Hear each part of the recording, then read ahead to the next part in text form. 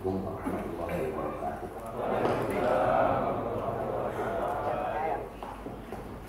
Alhamdulillah nahmaduhu wa nasta'inuhu wa nastaghfiruh wa na'udzu billahi min shururi anfusina wa sayyiati a'malina. Man yahdihillahu fala mudilla lahu wa man yudlil fala hadiya lahu. Asyhadu an la ilaha illallah wahdahu la syarika lahu wa asyhadu anna Muhammadan abduhu wa rasuluhu la nabiyya ba'dahu. Allahumma shalli wa sallim ala sayyidina wa maulana Muhammadin wa ala alihi wa ashabihi wa man tabi'ahum. Amma ba'du fa ya ibadallah, ittaqullaha haqqa tuqatih wa la tamutunna illa wa antum muslimun. Teman-teman sekalian yang kemudian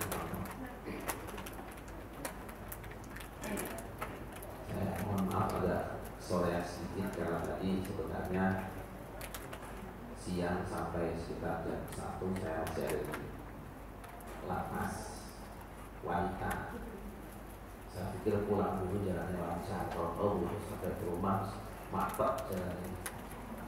Hanya saya kalau pasinis, mas supir saya udah capek banget, mulai 2 hari muter-muter belajar Ciamis, Panjalu, pulang pagi namanya nggak kuat sampai nyaris. Kalau bisa dijemput ya jemput, kalau nggak bisa saya tak ojek sampai pas Jumat nanti naik taksi. Saya pikir sudah terlambat juga, tapi alhamdulillah ternyata sampai di sini masih ada saudara-saudara kita yang harus ditunggu dan ternyata memang kopinya juga belum ada. Alhamdulillah.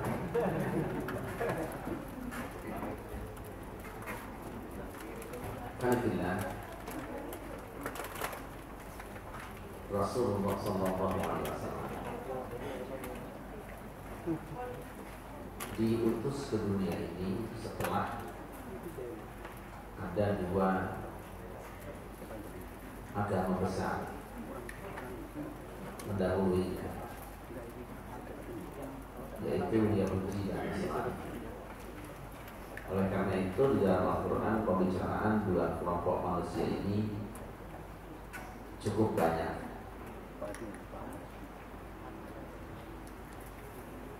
Yahudi menurut asalnya itu bukan nama agama, tetapi nama organisasi kemasyarakatan umat Nabi Musa yang didirikan sepeninggal Nabi Musa, dan penamaannya diambil dari nama tokoh terkenal mereka, Yahuda.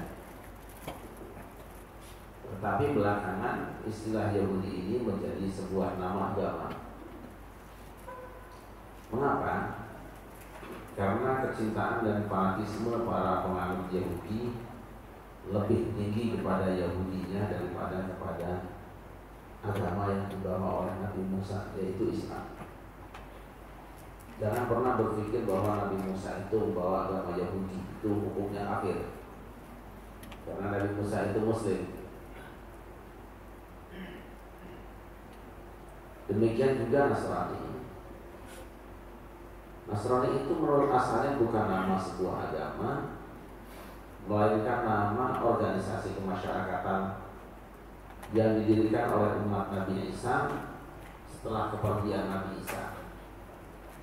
Terlepas itu perginya memang ke India atau ke langit atau ke mana, yang pasti ormas itu dibuat setelah Nabi Isa tidak bersama mereka, yang penamaan ormasnya diambil dari nama daerah, yaitu Nazaret atau Nasirah. Tetapi hal ini kalau disebut nama Nasrani, kesannya adalah nama sebuah agama. Mengapa? Karena kecintaan dan fanatisme para pendiri dan pengikut Nasrani lebih tinggi kepada Nasraninya daripada kepada agama yang dibawa oleh Nabi Isa, yaitu agama Islam. Buktinya, kalau Islam disakiti mereka tinggal diam, tapi kalau Nasrani disenggol sedikit saja mereka bangkit dan siap memikul senjata berperang. Boleh membuat istilah Yahudi? Boleh. Bolehkah membuat istilah Nasrani? Boleh. Selama istilah Yahudi dan Nasrani itu hanya menjadi nama organisasi kemasyarakatan. Oleh karena itu Al-Quran mengatakan, Innal ladzina amanu wal ladzina hadu wan nasara was-sabiina man amana billahi wal yawmil akhir wa 'amila shalihan falahum ajrun 'inda rabbihim wa la khaufun 'alaihim wa la hum yahzanun. Sesungguhnya orang-orang yang beriman, orang-orang Yahudi, orang-orang Nasrani, orang-orang Sabi'in yang beriman kepada Allah dan hari akhir serta beramal soleh, mereka akan mendapatkan pahala di sisi Tuhan mereka. Mereka tidak pernah punya rasa khawatir dan tidak pernah bersedih hati. Seolah-olah di sini Allah membolehkan orang jadi Yahudi. Itu yang kemudian dipahami oleh sebagian orang. Sekarang tidak perlu orang Yahudi suruh masuk Islam, dari salah paham. Ayat ini sedang ngomong bercerita tentang dibenarkannya membuat ormas Yahudi, bukan agama Yahudi. Yahudi dan Nasrani membaca kitab yang sama. Tetapi anehnya Allah mengatakan wa qalatil yahudu laysatin nasara ala syai'. Orang-orang Yahudi berkata, orang-orang Nasrani itu adalah ahli bid'ah. Wa qalatil nasara laysatil yahudu ala syai'. Sebaliknya orang-orang Nasrani mengatakan bahwa Yahudi itu aliran sesat. Anehnya wahum yatluna kitab, padahal mereka membaca kitab yang sama. Orang Yahudi membaca kitab Taurat karena memang turunnya kepada nabi mereka, yaitu Nabi Musa. Orang Nasrani membaca kitab Taurat karena nabi mereka, yaitu Nabi Isa, pernah mengatakan, jangan sangkakan aku datang tidak merubahkan hukum Taurat, aku datang justru untuk menggenapkannya.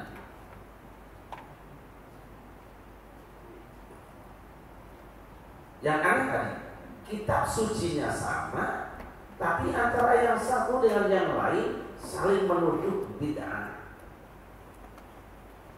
Kira-kira apa yang menyebabkan mereka saling menuduh sesat antara satu dengan yang lain, padahal kitab sucinya sama? Allah mengatakan, kadzalika qala alladziina laa ya'lamuuna mustaqbalihim. Begitulah jika ada orang-orang yang tidak punya ilmu ikut bicara soal agama, akan seperti mereka ucapannya. Bahwa mereka tentu ada tujuannya. Apa tujuannya? Pertama, bahwa apa yang terjadi dalam cerita itu akan terulang di tengah umat beliau. Bahwa umat beliau tidak diperkenankan untuk mengikuti langkah-langkah mereka. Kita buktikan sekarang. Kalau penamaan Yahudi itu diambil dari nama ormas, yang penamaannya diambil dari nama tokoh, nanti di tengah umat Muhammad kalau ada tokoh yang terkenal namanya Muhammad bin Abdul Wahab, pasti ada organisasi namanya Muhammadiyah atau Wahabiyah. Kalau di tengah umat Muhammad ada tokoh-tokoh yang dicintai yaitu ulama, pasti ada yang namanya Nahdlatul Ulama. Itu adalah penamaan ormas diambil dari nama tokoh. Kalau ada orang yang mencintai ulama salaf, nanti ada gerakan namanya Salafi, kitanya aja. Boleh, boleh. Mencintai Muhammad bin Abdul Wahab seorang ulama, cinta ulama salaf, boleh. Kalau Nasrani itu penamaan ormas diambil dari nama daerah, nanti di umat Islam itu ada namanya daerah Arab. Pasti ada namanya Al-Ba'sul Arabi, kebangkitan Arab, Partai Ba'as. Selesai. Dan kalau tanah air dalam bahasa itu Al-Waqon, nanti akan ada yang namanya Nahdlatul Ulama. Nanti saya bisa ada. Boleh, boleh. Cinta tanah air yang wajib sebagai anugerah Allah. Masalah kita sekarang adalah apakah kecintaan para pendiri, pengurus dan penganut ormas itu lebih tinggi daripada cinta mereka kepada agamanya, sebagaimana yang terjadi pada umat Yahudi dan Nasrani. Nah, ini gak usah jawab. Pengajian ini judulnya Islam. Ya yang ngaji cuma segini, itu pun yang ada sudah gak betah duduknya. Ada dulunya selonjor, sino, topang dagu, ngecatin jempol kaki, ada tangannya ke sebelah kiri, deketin tiang sama dinding. Oh, kosong aja dinding disamperin.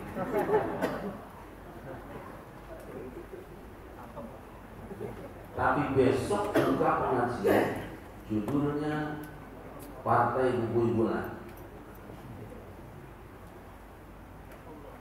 atau Panonboy. Ruangan ini penuh sesak, ya yang berbeda di sini. Jika itu terjadi, itu berarti separuh dari kelakuan kaum Yahudi sudah kita ambil. Ngaku atau tidak ngaku berarti penghargaan kita terhadap agama lebih kecil daripada penghargaan terhadap ormas. Tidak ada agama punya daya tarik hari ini kecuali yang ada peluang untuk menaikkan pendaringan, misalnya buat rombongan umroh, manasik haji, gitu ya.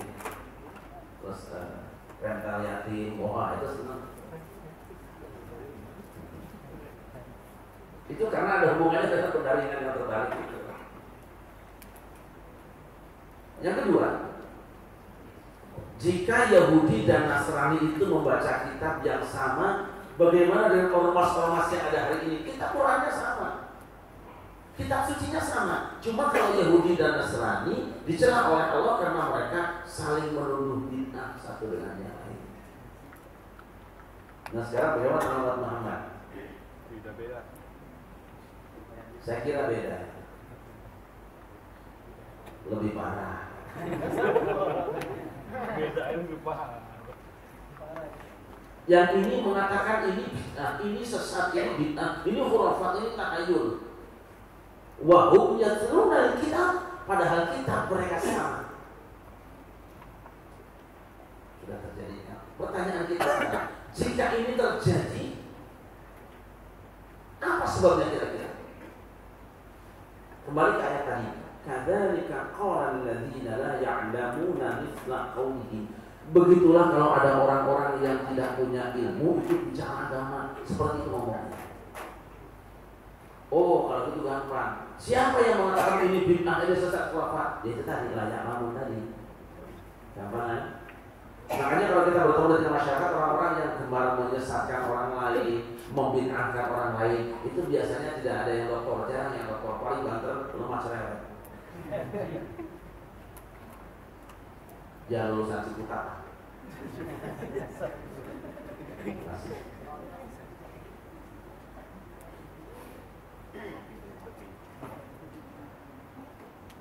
Kita punya Hidayat Nur Wahid. Tidak pernah kita mendengar mulutnya mengatakan bid'ah khurafat. Kenapa, dokter?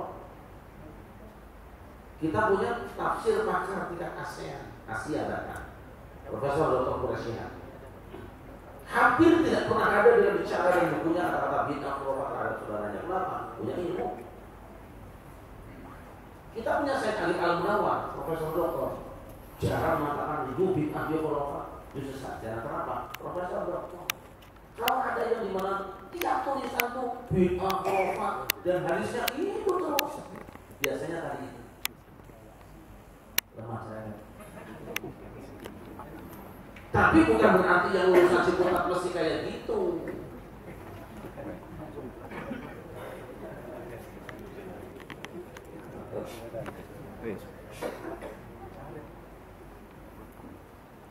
Ada belum? Sudah ada belum?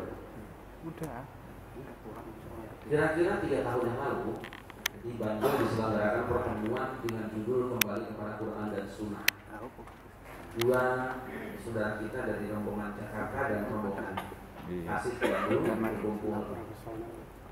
Semboyannya sama, kembali pada Quran dan Sunnah.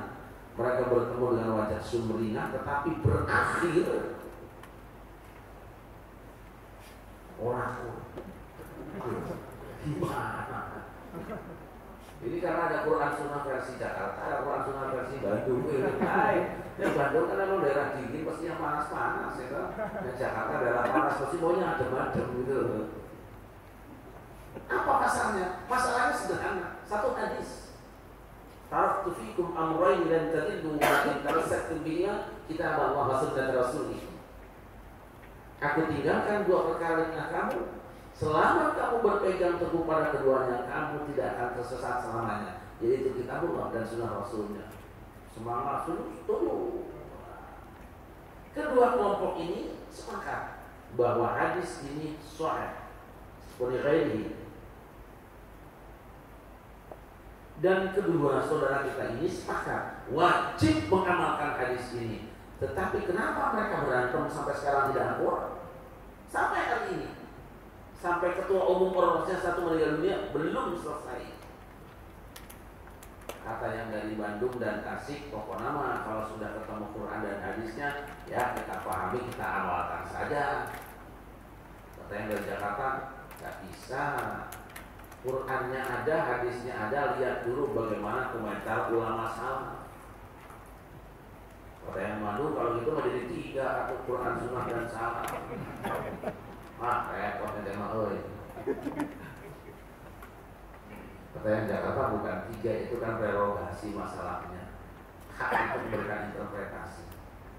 Ribut sampai yang Jakarta nulis dalam bukunya Al-Masail, yang di Bandung nulis dalam majalahnya Al-Risalah, nggak usah disebut orangnya. Al-Masail volume 8, saya baca, wah sesat semua. Jadi saya bilang kalau kiainya sesat semua, mana yang benar? Kata yang Bandung yang sesat Jakarta, berarti saya nggak boleh ikut Jakarta dong. Kata yang Jakarta yang sesat yang Bandung, berarti saya nggak boleh ikut Bandung dong. Ya, alah saya ikut ke Taman Mini aja.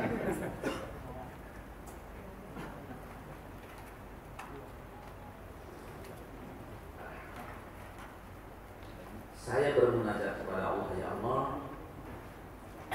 apa sebenarnya yang terjadi di tengah umat Muhammad ini?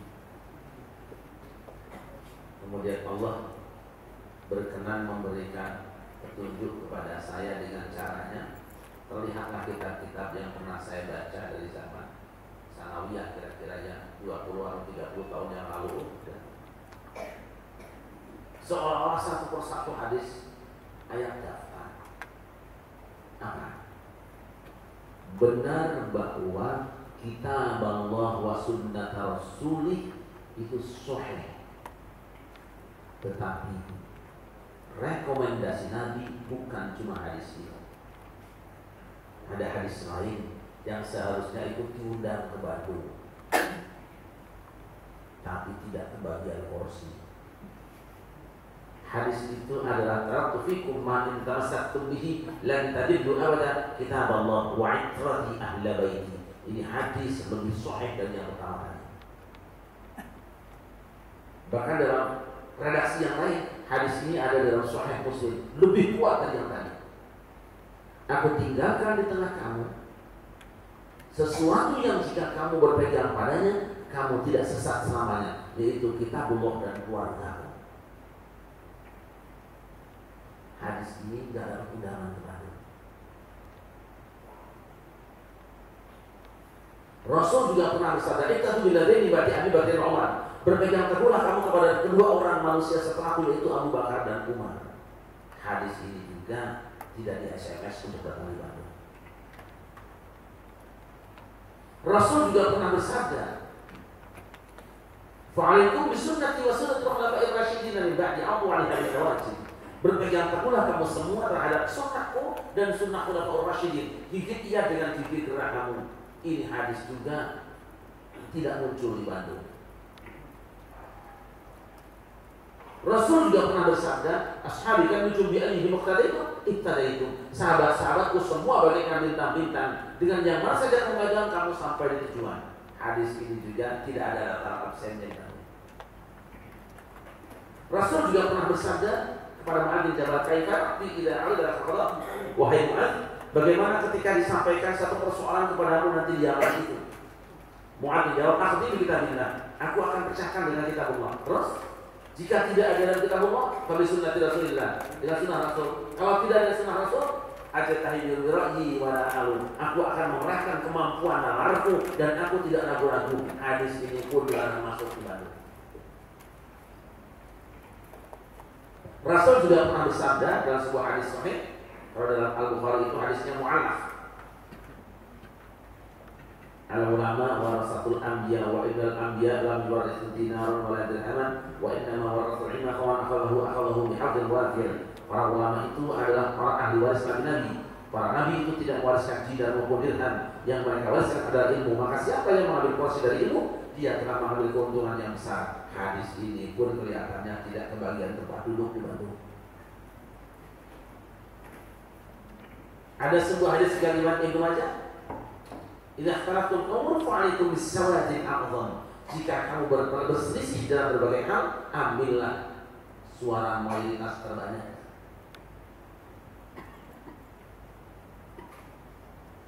Kemudian ini dilengkapi oleh Al-Imam Abdullah bin Mubarak di dalam Muqaddimah Sahih Muslim. Al-isnad minad-din, laula al-isnad laqala man syaa ma syaa. Rangkaian ilmu sanad agama itu bagian dari agama. Sekiranya boleh orang beragama tanpa isnad, niscaya setiap orang akan bicara agama sesukanya. Ya, jaminan keselamatan yang ditawarkan Rasulullah begitu banyak, tapi cuma dibatasi kitabullah dan sunnah Rasulnya, Quran dan sunnah, Quran dan sunnah. Gara-gara hadis Quran dan sunnah ini, berapa juta manusia dikorbankan, dipaksa belum mau ngaku sebagai ahli iman. Itu kan sebetulnya tidak adil. Sama-sama sabda Nabi kok. Yang diambil cuma satu, ya ini jangan dirikan atau di impeachment. Maksudnya apa? Subhanallah, Islam luar biasa. Dari hadis-hadis kurang-kurangnya masih ada beberapa hadis lagi yang saya tidak sampaikan di sini. Ternyata jaminan keselamatan seorang muslim itu banyak. Satu, Al-Quran. Jika saudaramu mengamalkan satu amalnya berbeda dengan dirimu, lihat dulu, mungkin ada ayatnya tetapi beda pemahamannya. Mengapa? Karena Al-Quran yang kita kenal cuma satu di sini. Padahal mushaf Al-Quran yang sekarang hidup di tengah masyarakat Islam itu sekurang-kurangnya ada 14 Quran. Saya punya 10 Quran juga. Jangan dikenal dengan qiraat. Teks Al-Quran yang sampai kepada kita di Indonesia hanya satu. Sebenarnya yang berlaku di dunia Islam sekarang tidak kurang dari 14 Quran, bahkan 20. Karena apa? Hasil penelitian Ibnu Mujahid yang namanya Quran yang sah pada masa dia hanya ada 7 Quran. 7 Quran kali 2 imam, 2 rawi masing-masing menjadi 14. Tetapi ketika sampai kepada Ibnu Jazari abad ke-8 kalau tidak salah, beliau menulis namanya An-Nashr fil Qira'atil Ashr. Ternyata qiraat bacaan Quran yang dianggap mutawatir dari Rasulullah yang diterima sebagai Quran di tengah masyarakat itu ada 10 qiraat. Kalau 10 qiraat ditambah dengan masing-masing imam qiraat itu 2 muridnya, 2 rawinya, berarti ada 20 Quran hidup hari ini. Kita tahunya cuma 1. Sudah merasa hebat benar. Sering kita mendengar bacaan Qori misalnya Muhammad. Alladzi ja'ala lakumul arda ja'ala lakumul arda ja'ala lakumul arda firasyan was samaa binaa. Ja'ala lakumul arda ja'ala lakumul arda ja'ala lakumul arda. Itu 3 imam qiraat yang membaca. Di sini lakumul ardo, sini lakumul lardo, di sini lakumul ardo. Mana yang benar? Ketiga-tiganya benar. Menyalahkan salah satunya kafir hukumnya. Waduh, saya nggak hafal, Allah manut saya saja. Gitu aja kok. Misalnya bacaan panjang pendek. Mad itu ada 3 jenis. Jaiz, wajib dan lazim. Kalau jaiz itu antara imam yang 7 beda misalnya. 2 harakat, 4 harakat, 5 atau 6 harakat. Mana yang benar? Dua-duanya benar, 3-tiganya benar. Menyalahkan salah satunya kufur hukumnya. Kalau lazim beda. Kalau lazim itu seperti wadolin, itu panjangnya sama 6 harakat. Makanya kalau ada imam sholat bacanya tidak sama panjangnya, disamakan dengan qul ya ayyuhal kafirun, ini sudah celaka orang. Ghairil maghdubi 'alaihim waladdallin.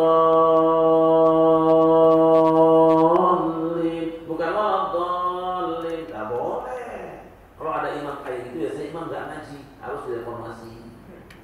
Ya, tapi gue kan udah haji punya imam, ya haji mana aja. Biar haji itu ya kalau timbang jual pojokan emang mah.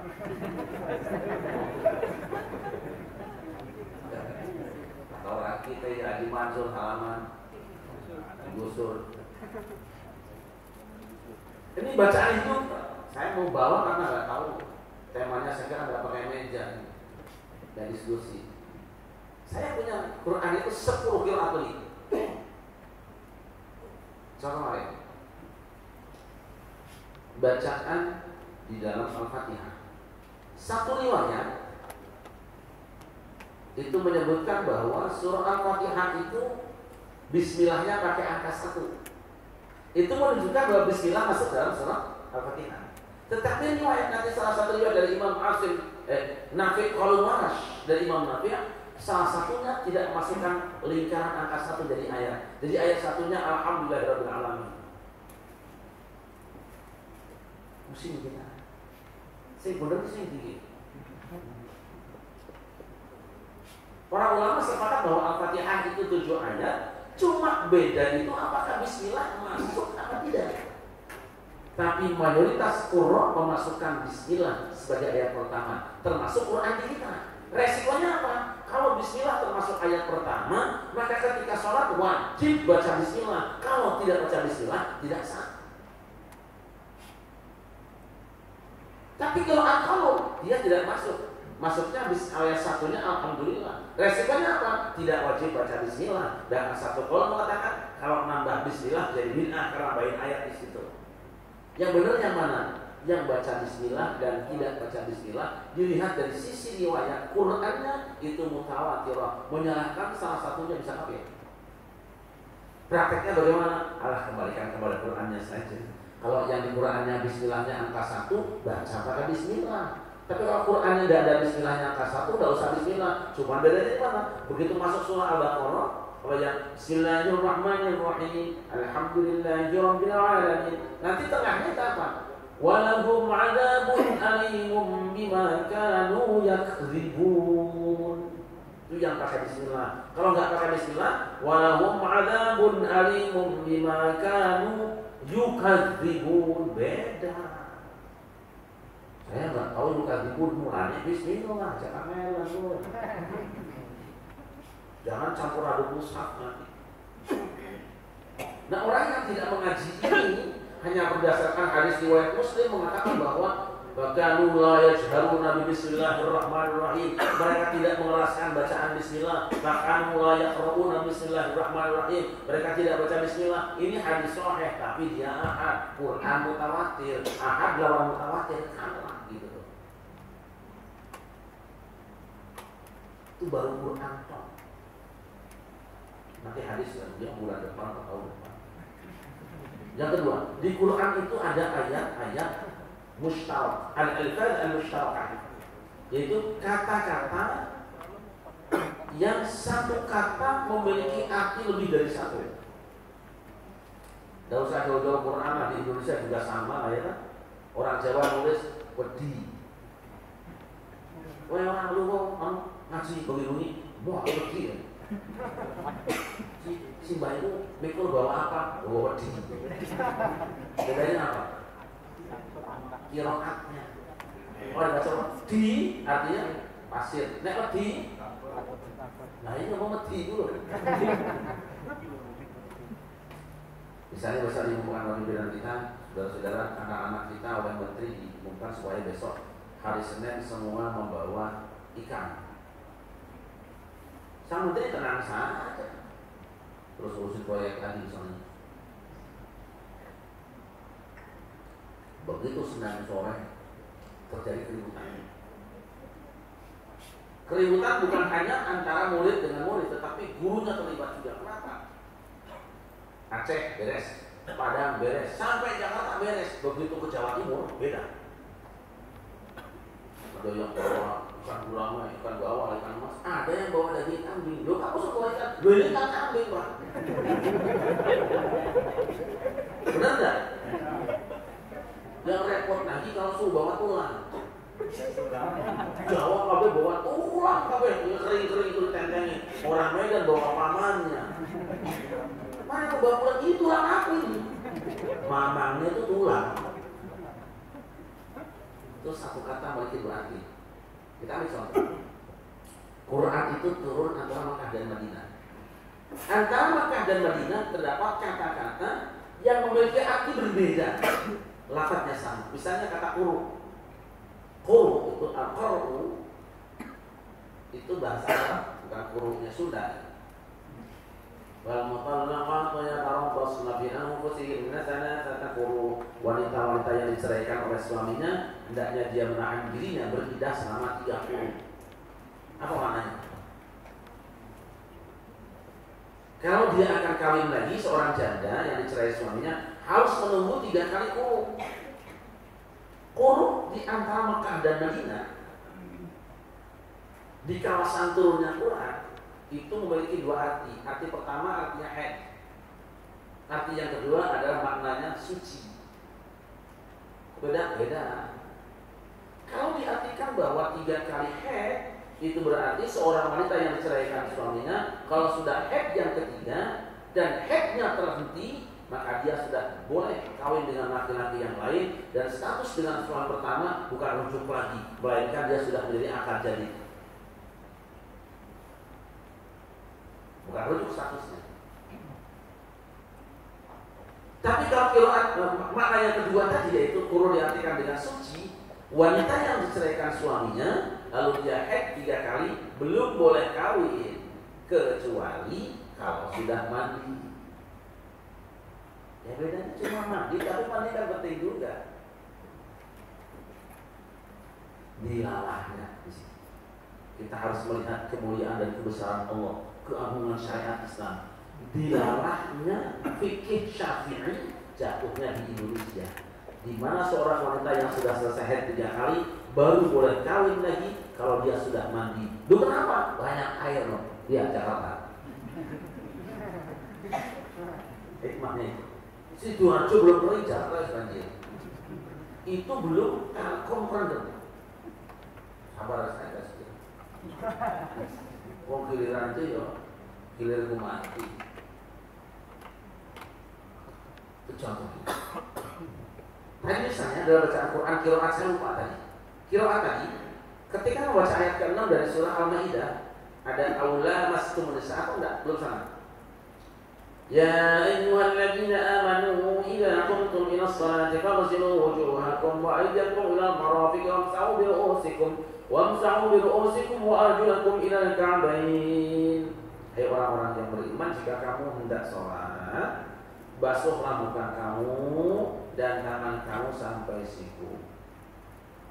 Usaplah kepalamu dan kakimu sampai mata kaki. Saya akan tanya dulu. Basuhlah ke mukamu dan tanganmu. Tangan dibasuh apa diusap?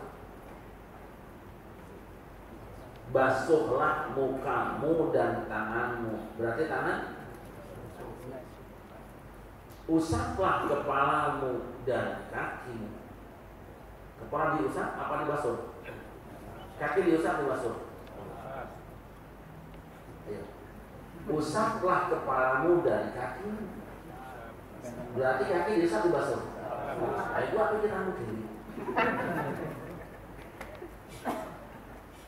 Tapi kalau digundulkan Quran pasti begitu manusia bacanya. Rasul pernah membacanya dalam 2 bentuk. Sekali waktu dibaca wa arjulakum, sekali waktu beliau membaca wa arjulikum. Apa bedanya? Kalau wa arjulakum pakai a, itu nanti ikut wujuha. Kalau dibaca wa arjuli ikut biruusi. Ingat tadi? Kalau dibaca wa arjulakum berarti basuhlah mukamu dan basuh kakimu. Tapi kalau wa arjulikum ikut dengan kepala, usaplah kepalamu dan usap kakimu. Mana yang benar? Dua-dua bacaan ini benar. Siapa menyalahkan salah satunya kafir hukumnya. Saya tidak ngerti mulanya, cuma macam-macam. Manut saja sama yang bodoh biar celaka. Zaman sekarang dan ada orang ngaji di TV di Cilengsi itu dia bilang apa? Membuat nama Budi itu haram.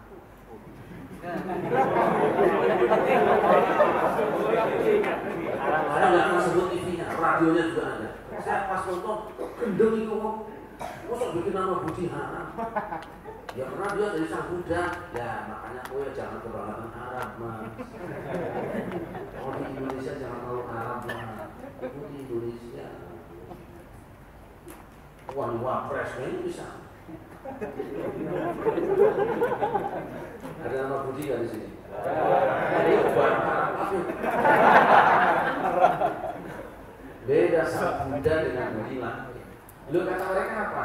Kalau membuat nama dari nama Tuhan orang kafir, haram hukumnya. Lalu sekarang orang Kristen asal Tuhannya kan Nabi Isa, kok so bikin nama Isa haram? Yuk. Tidak. Santai saja mas. Nah orang hati Indonesia cuma ngomong kayak ini. Kecuali budi pekerti, udah ngerti itu kan. Karena dengan sebab sama saja, karena sebab itu sama saja. Yes. Kalau nanti ada orang yang membasuh kakinya saat wudhu, itu benar karena ada qiraatnya. Tapi kalau ada yang mengusap kakinya saja dengan air sedikit, sah itu juga kalau ada qiraatnya. Tetapi hendaknya seseorang istiqomah dengan Qur'annya. Quran kita wa arjulakum, basuh kakimu.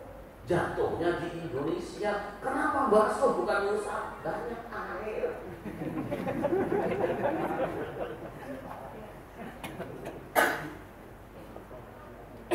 Yuk kita baca lagi Al-Baqarah 210.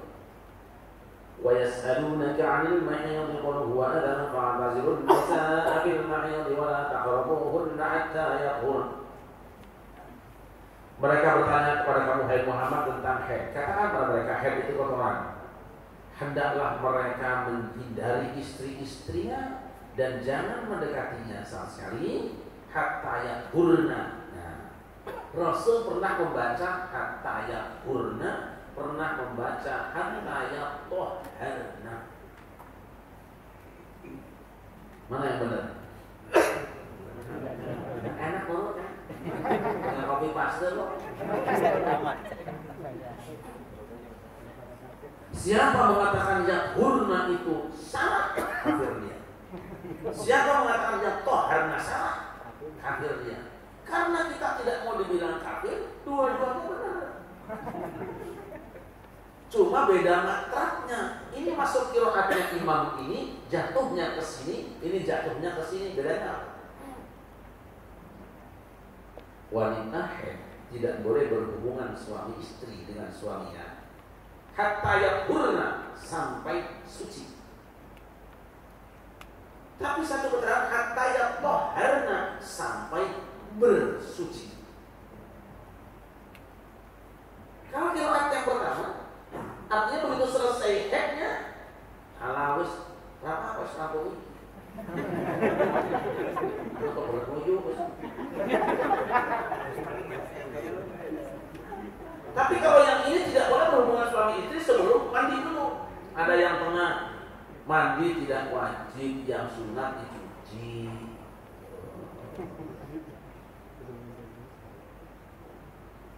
Mana yang benar? Kalau sudah mana yang benar, lihat kemahmurahan Allah.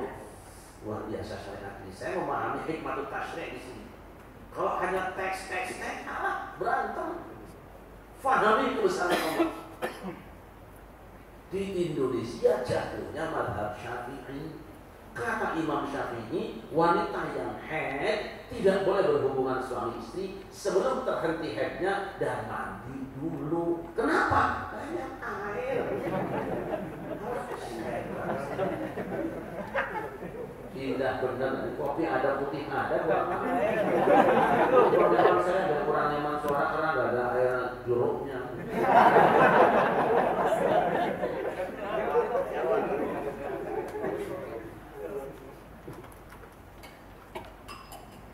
Itu baru qiraat. Nanti akan bertemu dengan bacaan Quran yang sangat ekstrim, di mana satu huruf tidak ada di mushaf yang lain. Benar sih, datang ke rumah saya. Ini jangan lupa wayang hitam. Di surah Al-Baqarah ayat Al-Imran misalnya 33. وسارعوا إلى مغفرة من ربكم وجنة عرضها السماوات والأرض وسارعوا. Tapi di Quran yang satu sari'u tidak ada wawunya. Yang benar yang mana? Yang benar yang mana? Benar nih tahu. Dua aja. Dua-duanya benar. Siapa mengatakan bahwa di sini terjadi pengurangan wawu, kafir hukumnya. Siapa mengatakan bahwa di sini ada penambahan wawu, kafir hukumnya. Jadi dua-duanya benar. Cuma walaupun dua-duanya benar, orang harus pegang satu mushaf, tidak boleh talfik ke bukan mushaf. Artinya apa? Wajib bermadhab dalam baca Quran. Orang kan sekarang ngapain bermadhab? Kembali pada Quran dan Sunnah. Wah ini apa? Saya tidak tahu yang kembali ke laptop kan cuma di sini.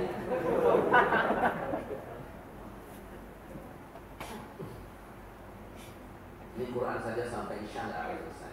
Karena kita selesaikan sampai di sini ya sedikit lagi. Sekarang Quran selesai, Sunnah supaya tidak ngebut. Karena Quran saja sebab perbedaan pendapat sudah saya kumpulkan ada 23 sebab perbedaan pendapat. Dari Quran tok. Mudah-mudahan saya ada rezeki, nanti Telkomsel bisa sponsori, kita bedah di televisi. 23 sebab perbedaan pendapat. Dan hampir jangankan orang awam, anak S2 saja punya. Ini kok lulusan sekolah.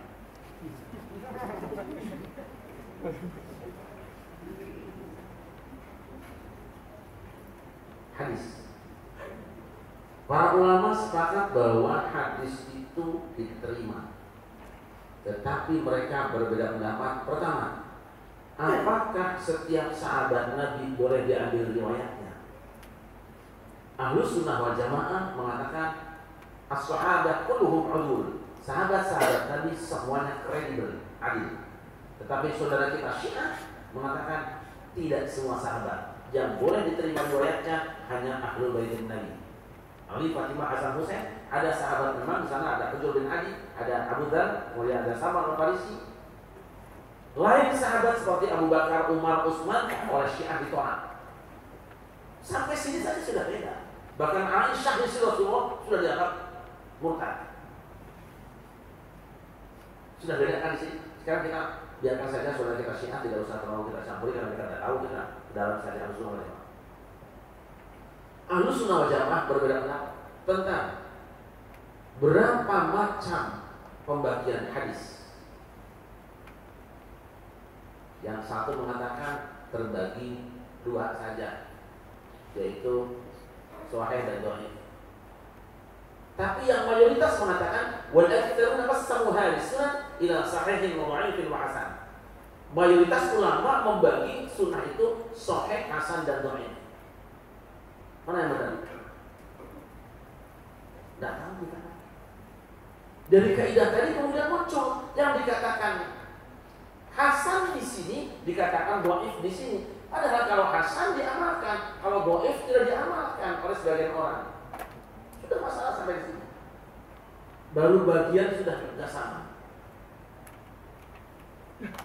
Kemudian para ulama terbiasa ketika membaca hadis itu berbeda di dalam menetapkan kredibilitas seorang rawi. Dampak dari penilaian rawi yang berbeda itu kemudian beda pula kesimpulan hadisnya. Misalnya ada seorang rawi yang sering kita sebut namanya Abu Ja'far Ar-Razi. Abu Ja'far Ar-Razi ini menurut mayoritas ulama dia seorang rawi yang kredibel. Kalau rawi kredibel maka laporannya diterima sebagai hadis sahih. Tapi yang lain mengatakan orang ini tidak kredibel. Kalau tidak kredibel hadisnya tidak sahih. Contohnya hadis qunut subuh. Hadis qunut subuh itu riwayatnya dari Abu Ja'far Ar-Razi. Dari Ar-Rabi' dari Anas bin Malik. Di mana Anas mengatakan Rasulullah SAW itu qunut subuh sampai meninggal dunia masih beliau laksanakan. Hadis ini sumbernya Abu Ja'far Ar-Razi.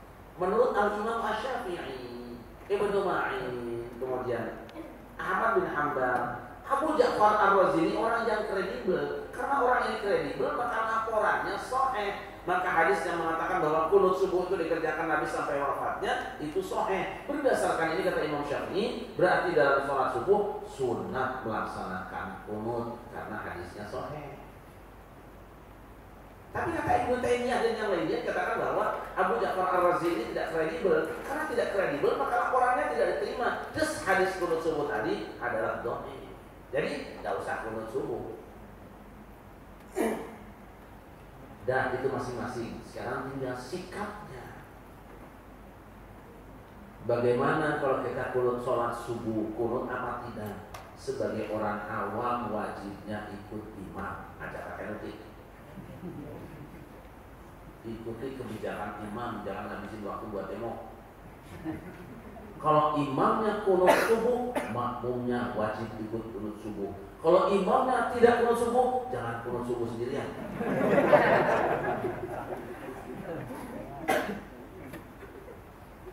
Saya pernah nginep di kediaman Pak D saya, di JR Fakulti, Pimpinan Pusat Muhammadiyah di Citro 19 Agus Jakarta. Saya masih SMA kelas 2 waktu itu, si Arya kelas 2 tahun 1982, Desember 82.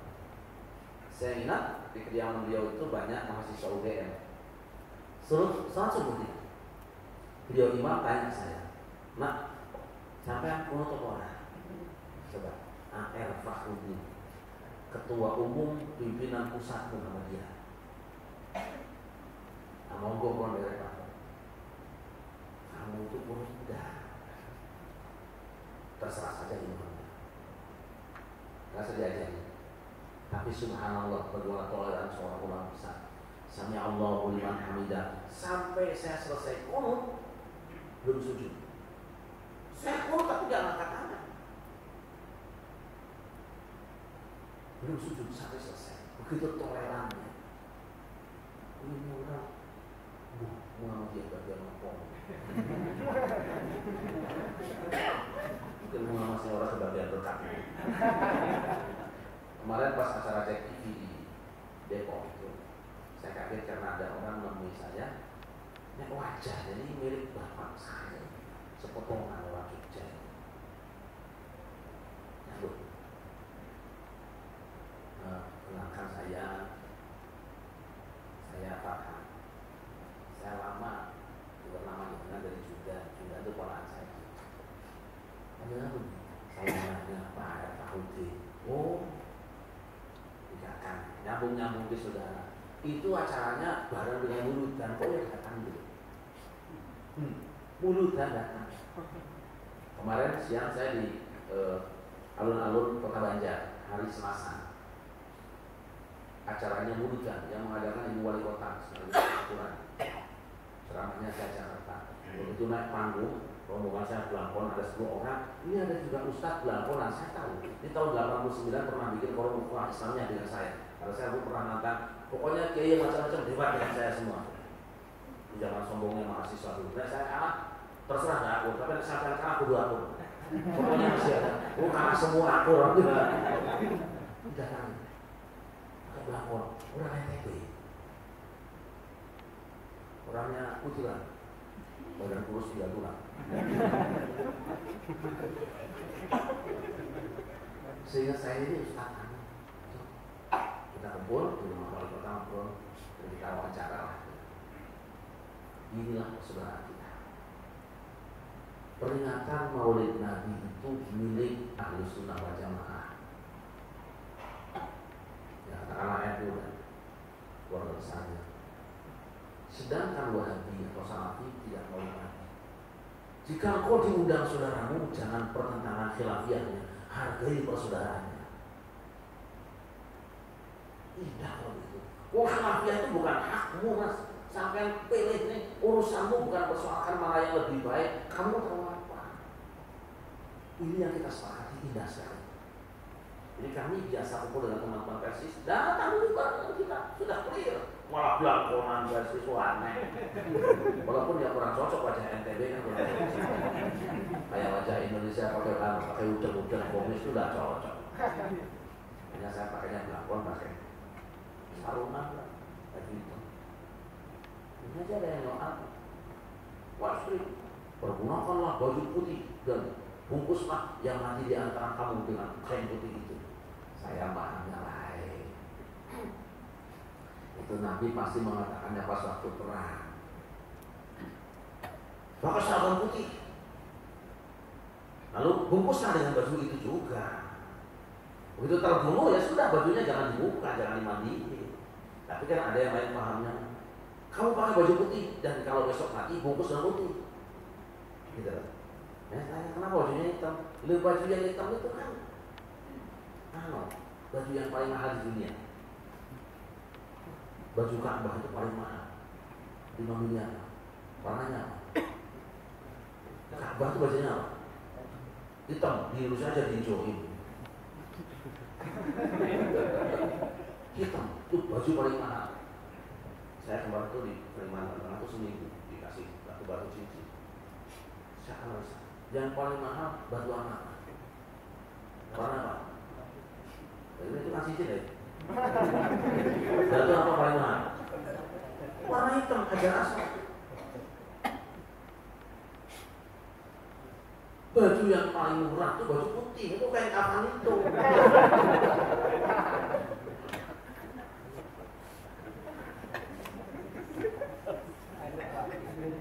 Masa mau supaya gitu. Karena baru beli seragam lagi.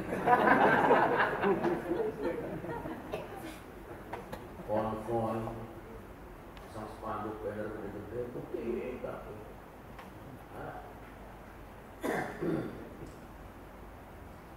Toleran sudah selesai. Apa yang bukan pekerjaan kita jangan ikut campur, mau praktek. Sekarang ini anak baru belajar hadis dari terjemahan beli di Broken atau kiriman dari Timur Tengah itu, yang lagi kebingungan ngerti rakyatnya yang punya reformasi itu. Sudah berani bilang ulama. Lalu sampai yang kecil-kecil saja. Sekarang persoalan, apakah pakai KPK ada dalilnya? Lu gendeng mas. Benar ini kita pahami saya. Karena ada sebagian ulama Timur Tengah gara-gara itu kembali pada Quran dan Sunnah nyari-nyari KPK ada dalilnya. Tidak ada karena sholat itu harus di tanah. Saya bilang yang dulu nanya begitu siapa?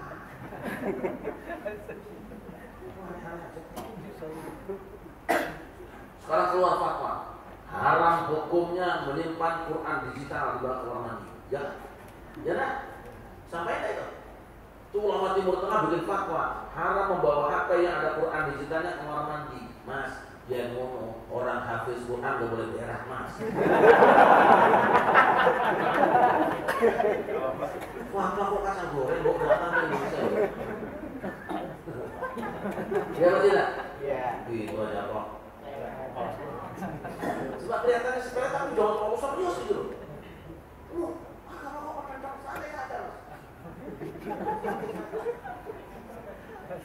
Saya pernah kedatangan kamu teman-teman kita dari Bangladesh, dari apa namanya Pakistan, ya sahabat-sahabat saya. Pas saya di Banjar di rumahnya Haji Ayo, udah mau akan bakso mas, pangan 3 jari. Udah panasan, karena itu dari Leopold. Nah, satu saya si asal ya. Nabi itu makan dengan 3 jari, saya dibakar kok kurung mana? Banyak bubur kacang apa itu, boy? Susah.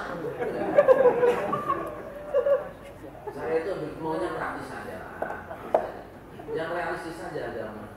Saya tidak menyalahkan pendapat manapun, tapi Bu Yao jangan kebangetan. Kalau orang coba untuk rai ini, sebelah orang perempuan tangan tutup, kaki tutup, muka tutup, matiin aja sih. Udah besok perempuan seragamnya anu aja pocong saja. Ini, mohon maaf sudah konkret ya.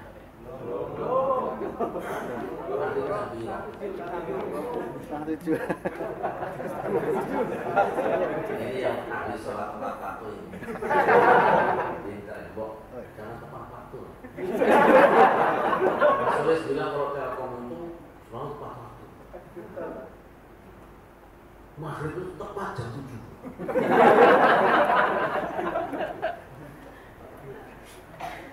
Mohon maaf ya, jadi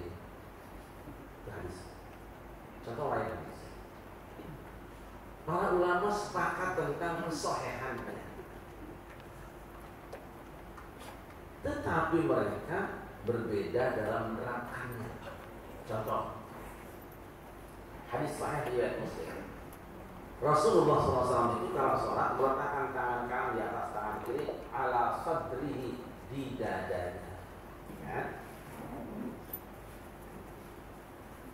Dan ada yang naruh di sini. Terus saya baca saja. Ada yang begini juga. Tapi Imam Muslim sendiri judulnya bukan itu. Kata Imam Muslim yang dimaksud dengan ala sadrihi itu fauqa suratihi tahta sadrihi, lurus di atas pundelnya, di bawah dadanya. Jadi bukan dada dalam versi kita sendiri. Dada dalam versi Rasulullah, dalam versi teks sahabat yang diamalkan turun-turun di sini, bukan di sini. Tapi kalau ada yang di sini enggak apa-apa. Tapi saya kasih tahu yang di sini itu salah, Mas. Kata Imam Muslim di dalam sahihnya.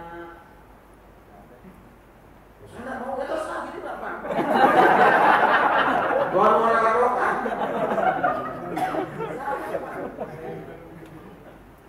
Kemudian hadis juga kadang-kadang ada sama sahihnya, tapi ada beda. Ketika dua hadis bertentangan, para ulama punya kaidah. Kaidah pertama yang terbaik adalah yang kedua adalah an-nasikh wal mansukh. Cari amandemen atau revisi hukum. Yang pertama direvisi, yang kedua adalah hukum yang ditetapkan. Yang ketiga adalah at-tarjih, dengan cara menjatuhkan yang lemah, mengunggulkan yang kuat. Terakhir baru at-tawaqquf, stop, tidak diserahkan. Kita ambil contoh. Dalam hadis disebutkan bahwa Nabi Muhammad itu mengangkat tangannya kalau sholat hadwa mankibaihi, sebatas pundaknya. Allahu Akbar. Tapi hadis lain mengatakan furu'a udhunaihi, sebatas daun telinga. Ini dua-duanya sahih, nggak ada soal di sini. Tetapi ketika akan memecahkan, kita lihat mau kaidah lain pakai. Kaidah yang terbaik adalah al-jam'u wa taufiq, menggabungkan dua hadis tadi menjadi satu kesimpulan. Maka Imam Syafi'i, Imam Al-Baihaqi, Imam Ad-Darqutni dan lain sebagainya termasuk An-Nawawi menggabungkan dua hadisnya.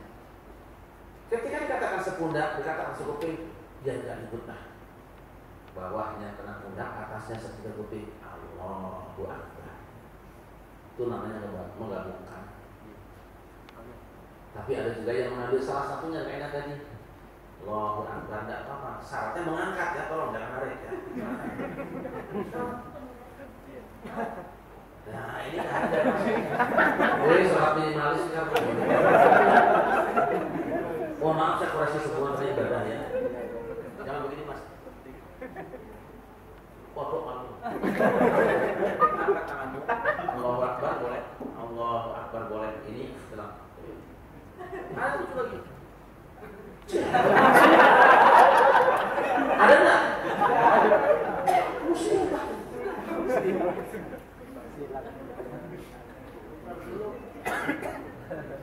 Tolonglah kita tidak dalam menyalahkan siapapun, tapi apa-apa kalau ada dasarnya alhamdulillah. Oh ini enggak. Lucu.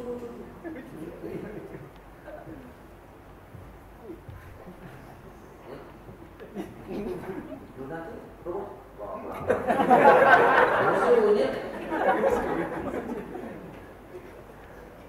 Kita koreksikan. Tapi ikhtilaf para ulama tadi sah karena hadisnya tadi dua. Juga menggerakkan tangan, misalnya tasyahud. Mayoritas ulama ada dua hadis ya, masalahnya dua hadis. Satu hadis mengatakan faru'aituhu yuharrikuha yad'u. Aku melihat Rasulullah menggerakkan jarinya berdoa. Satu mengatakan la yuharrikuha, tidak menggerakkannya, cuma gabungkan. Kita ingat, kaidah pertama terbaik gabungkan. Apa yang dimaksud menggerakkannya? Tangannya di bawah. Pas mau berdoa, tauhid, asyhadu an la ilaha illallah, bergerak ke atas. Ini berlaku hadis pertama tadi. Aku lihat beliau menggerakkannya. Hadis yang kedua tidak menggerakkannya, tidak terus-menerus. Tapi kalau ada saudara kita yang terus-menerus, tidak apa-apa. Wong itu juga salah satu maknanya. Hanya harus diingat, kata Syekh bin Baz, Syekh Utsaimin, semua mulainya nunjuk itu kapan? Saat berdoa menggerakkannya. Kapan berdoa? At-tahiyat belum doa, nanti asyhadu an la ilaha illallah wa asyhadu anna muhammadar rasulullah. Allah selesai doa, bil alamin innaka hamidum majid, terus doa Allahumma ini baru digerakkan. Bukan duduk takut. Tapi ada apa-apa itu tidak beda pemahaman. Tapi nanti beda sendiri. Bagaimana geraknya? Sebagian mengatakan gerak ini. Kata Syekh Albani bukan begitu. Namanya bergerak itu kecil saja, kayak ditaruh gitu. Kalau gini itu namanya bukan bergerak, turun naik. Senang banget bingung dong. Ya kayak gitu. Itu baru hadis. Yang ketiga, terkadang satu hadis tidak tertangkap pesannya oleh seseorang. Misalnya gini, idza sajada ahadukum fala yadruk kama yadrukul ma'in wal yadruk yadayhi qabla rukbatayhi. Apabila seseorang di antara kamu akan sujud, janganlah seperti keledai, ngebraknya itu, dan hendaknya dia meletakkan tangannya sebelum kakinya, sebelum lututnya. Hadis ini ditangkap oleh ulama. Berarti kalau mau sujud itu tangan dulu kan? Allahu Akbar, baru kaki. Kata ulama yang lain tidak begitu. Itu hadisnya makruh. Apa makruh? Ada yang terbalik. Kenapa? Bertentangan dengan awal hadis. Apabila kamu akan sujud, jangan seperti keledai. Keledai kan tangannya dulu, itu aja. Tapi anehnya hadisnya hendaknya tangan dulu. Berarti itu baik. Hendaknya letakkan lututnya dulu, baru tangannya. Berarti hadis kali makruh, terbalik, tertukar teksnya. Oh, jadi yang berarti mana? Kaki dulu, Allahu Akbar, baru tangan. Tapi kata Syekh Albani, nggak terbalik tuh hadis. Kenapa nggak terbalik? Udah benar. Apabila seseorang yang kamu akan sujud, hendaknya jangan seperti keledai, tapi hendaknya tangannya dulu sebelum lututnya. Lu gimana? Lah iya, yang dimaksud dengan tangan manusia itu beda dengan tangan keledai. Kalau manusia itu tangan yang depannya, kalau keledai itu kaki belakangnya. Buktinya nek garuk-garuk kuping kaki belakang.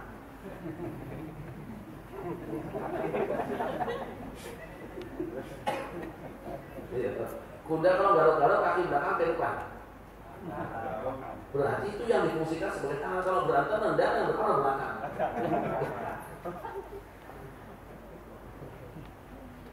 Mana yang benar?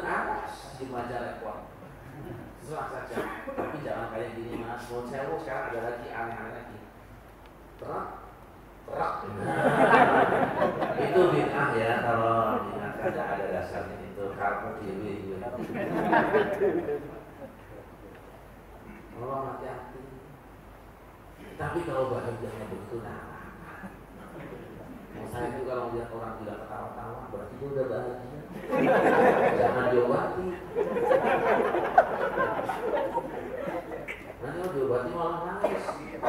Makanya kalau lihat orang sholatnya aneh-aneh, angkapin aja, udah bahagia begitu. Anggap saja orang bahagia. Baik, satu lain. Hadis tahiyatul masjid, sholat Jumat. Rasul sedang khutbah Jumat. Ada orang ujuk-ujuk duduk. Rasul bertanya, "Asholaita qabla an tajlis?" Apakah kamu tadi sudah sholat 2 rakaat sebelum duduk? Belum, wahai Rasulullah. Sholat. Kalimat qabla an tajlisa, sebelum engkau duduk, itu menjadi alasan bahwa ini adalah sholat sunat tahiyatul. Tapi teks lain bukan begitu. Asholaita raka'ataini qabla an taji'a. Apakah kamu sudah sholat 2 rakaat sebelum datang di masjid ini? Berarti sholat apa tadi? Kalau di rumah sholat qobliyah. Kalau di rumah tidak qobliyah, qobliyahnya di masjid. Yang benar yang mana? Aduh, ayo tanya. Mungkin ya Rasul sedang khutbah, ada orang datang cik-cik duduk, Rasul tidak melihat dia sholat, mungkin tidak? Mungkin nggak? Rasanya tidak mungkin ya. Beliau khutbah di depannya cici duduk, kamu sholat apa belum? Baru saat itu. Coba kalau kira-kira. Pantas ya Rasulullah kayak gitu. Jawab, lo kan lihat gue tidak datang. Kalau khutbah orang.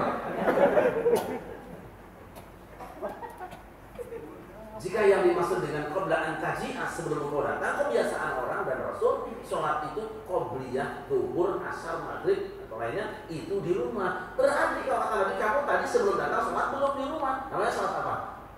Qobliyah Jumat. Kalau begitu kamu di masjid sekarang qobliyah gitu loh. Mana yang benar? Terserah, sholat aja 2 rakaat jangan pakai nama kok.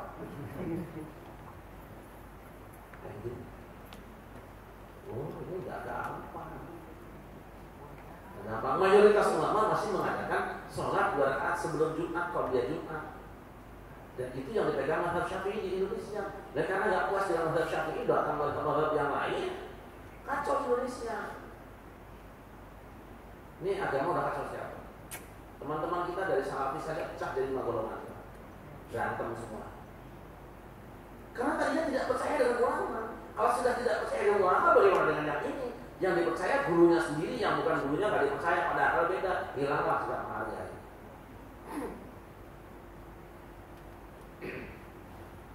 Baik, saya kira hamba boleh memuliakan 2 saja dulu, Quran dan Sunnah, sama sepanjang tangan.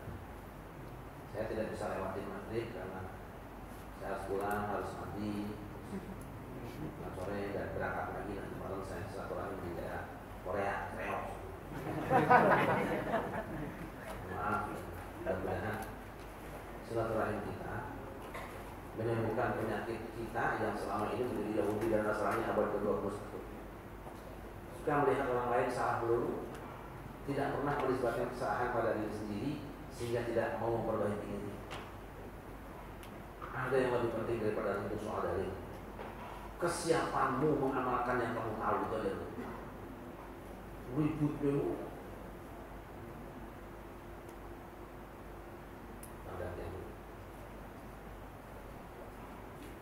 Kesiapan kita untuk mengamalkan apa yang kita tahu. Apa yang menjadi kewajiban ulama jangan ikut campur. Apa yang menjadi hak ulama kita jangan urut rebut. Wah, kita ini siapa? Saya ini belajar Quran belum lama, baru kira-kira 30 tahun sudah. Ketika saya selesai menghafalkan Quran cuma 30 juz yang saya hafalkan itu. Katanya sekarang ada yang hafal 40 juz. Juz jago apa seru ada. Saya coba menghafalkan Bukhari Muslim, baru paling dapat 100 hadis juga belum. Nggak usah lah. Ternyata ya, itu yang lain. Kan perlu kawin juga. Melihat sekarang anak-anak belajar agama, ngeri kita, ngeri sekali. Dulu kalau kita sholat di mana saja, anteng saja, rasa saudara semua. Sekarang enggak. Saya masuk mau sholat di sini, ini sholatnya militer enggak, Bismillah enggak, kunut enggak, nanti bekas saya dicuci apa enggak?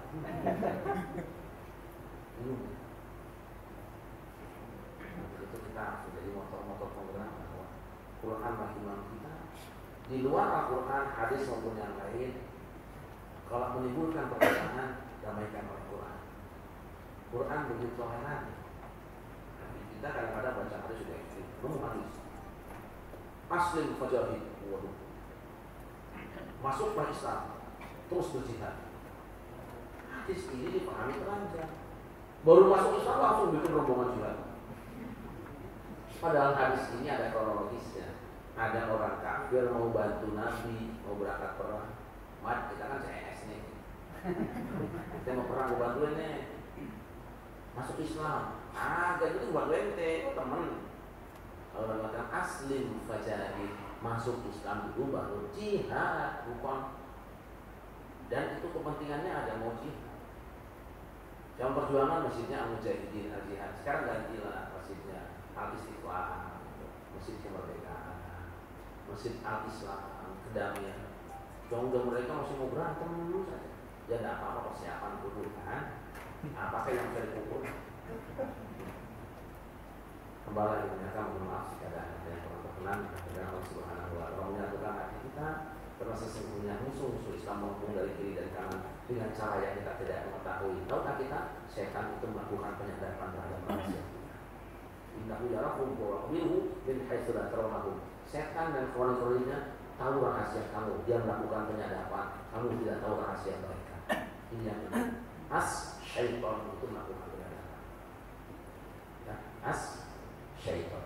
Jadi, terima kasih. Assalamualaikum warahmatullahi wabarakatuh.